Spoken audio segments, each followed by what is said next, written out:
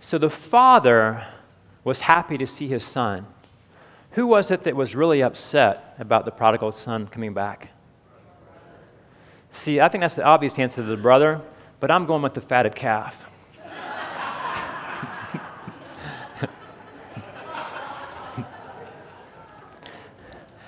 So what does it mean to be prodigal? And this story is sometimes called the story of the lost son. But prodigal itself doesn't mean lost.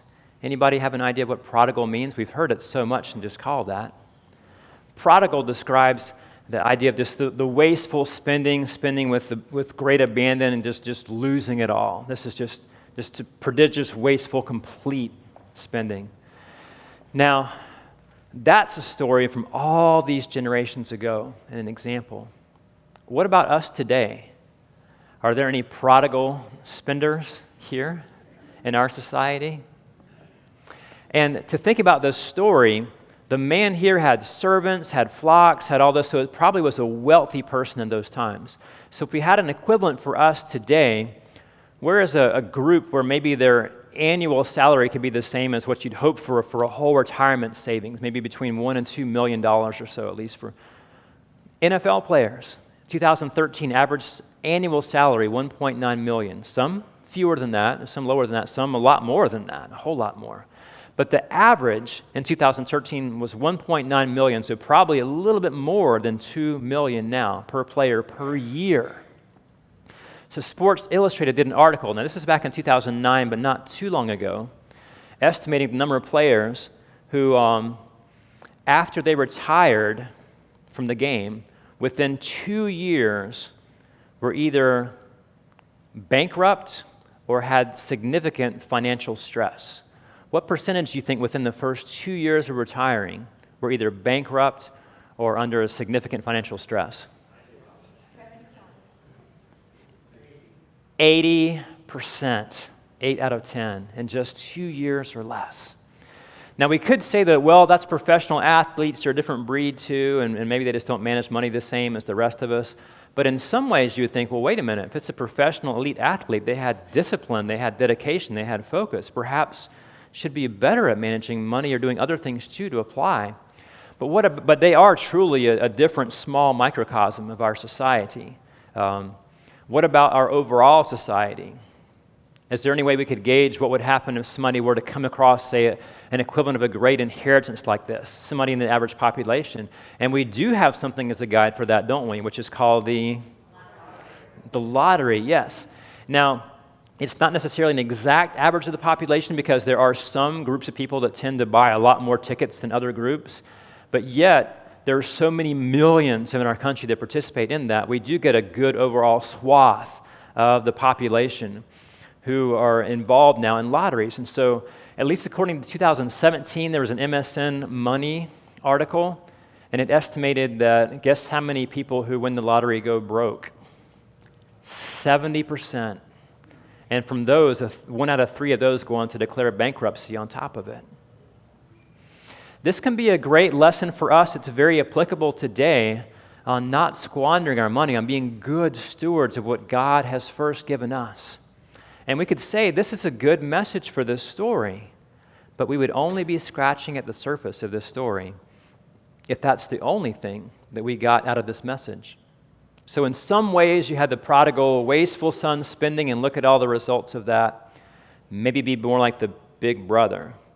But in other ways, the younger brother and the older brother are kind of two sides of the same coin because they're both focused on money, on material and stuff, devoid of relationship. And each of them in their own way, because of their sense of focus on themselves and their money, end up cutting off from relationship as a result of that.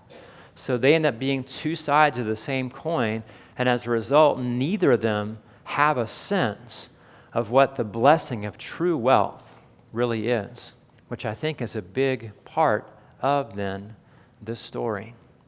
So the younger brother again squanders everything, has his whole speech set aside, and he wants to come make things up, but listen to how he's even thinking of this. He's not coming back trying to get in relationship with his dad. He's just thinking, well, as I'm in this pigsty, even Dad's hired hands are better off than this. Maybe I can ask to be a hired hand. He's still thinking about status. He's still thinking about where he can be oriented in that setting. But when he comes back, what does Dad do? Welcomes with open arms. But older brother is thinking all about status too. When he finds out that there's this partying going on, because he was out in the field, so he didn't know what was going on, how does he respond? He refuses to even go in. He literally cuts himself off, not just from his brother, but it's his dad. It's any of the rest of the family who'd be there too. It's all the helpers as well. He cuts himself off from all of them and refuses to go in because of his anger and his sense of, here's what I should have from me, and it's not right, so I'm going to cut off. I'm not even going to show up. And what does Dad do with him? The very same thing as the other son. He comes out to meet the older brother, pleads with him to come in. And what does the brother say? Listen, I've been working like a slave for you. I've done everything that you commanded me to do, and you haven't even given me one little goat to celebrate with my friends. And this son of yours, he goes out devouring your wealth with prostitutes. He comes back and you give him the fatted calf. Does this son sound happy? But it reminds me of a book to help get us a sense of this picture as well. And the contrast of how each of these sons are thinking and what they're valuing in contrast to how the father values and what the father thinks. The book is called what is it again? Now I've just lost my train of thought with it. The Happiness Curve. The book is called The Happiness Curve. It was written in 2018. Jonathan Rauch, R-A-U-C-H.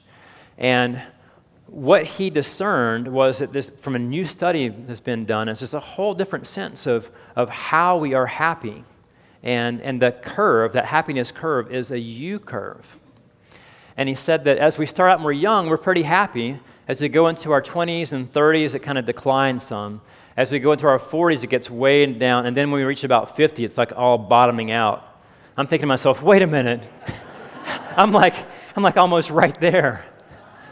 And that could be really bad news. But the good news is that from here, things have to just go up. And that's what he's saying. It's like a U, that people in their 50s, 60s, 70s, even 80s, those who are healthy and vigorous, tend to become more happy again, a little more emotionally stable again. And the kinds of things that happen in life, they're able to roll with the punches more.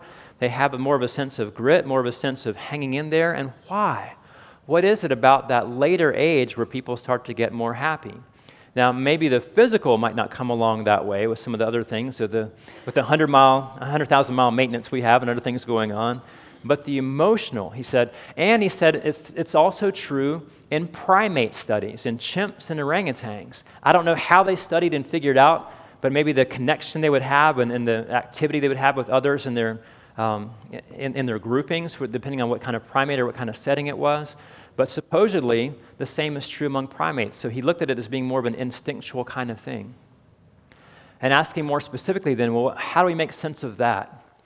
You have these young alphas, if you think of wolf pups or others going up and they try to compete, right, to be that alpha. They have their ambition. And we too, our human young pups, us growing up as young adults, have our ambitions. We have our competition to try to make our place in the world. But doing that, if we get wrapped up and caught up in that, it's really all about us and what we're trying to get for us, the status for us. Some of us fail during that time, like the prodigal son, and waste it all, and we look back with regret and remorse, we're not happy.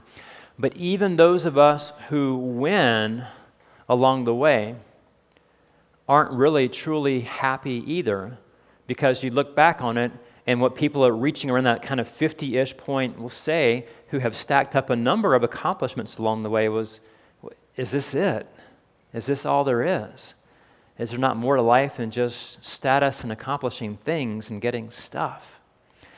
And the idea is that when people crest beyond that 50 range, and they go into this stage where they start having things like grandchildren, and start spending more time with their adult children, more time with the grandchildren, they start valuing relationship and connection more than ambition or competition.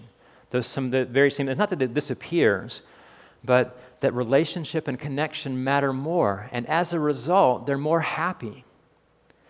And think about the first focus, too, is an inward focus on self and on stuff. And then we're miserable. Focusing more on the value of connection and relationship, when we reach out beyond ourselves, we're more happy.